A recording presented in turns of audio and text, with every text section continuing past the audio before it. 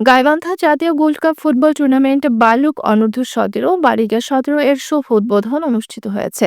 সোমবার সকালে শাহ আব্দুল হামিদ স্টেডিয়ামে এই টুর্নামেন্টের উদ্বোধন অনুষ্ঠিত হয়। যুব ক্রীড়া মন্ত্রণালয়ের আয়োজনে প্রধান উপদেষ্টার কার্যালয়ের সার্বিক তত্ত্বাবধানে টুর্নামেন্ট বাস্তবায়ন করেন জেলা প্রশাসন ও জেলা ক্রীড়া অফিস।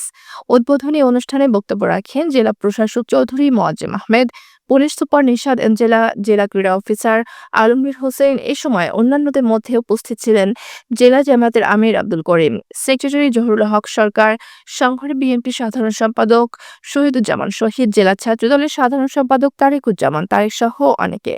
উদ্বোধনী খেলায় অংশগ্রহণ করেন সুন্দরগঞ্জ উপজেলা বনাম সাঘাটা উপজেলা।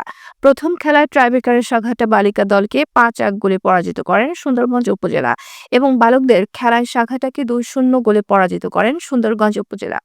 টুর্নামেন্টে ৭ উপজেলা ও ১ পৌরসভার সর্বমোট ৮টি বালিকা ও ৮টি বালক দল অংশগ্রহণ করবেন।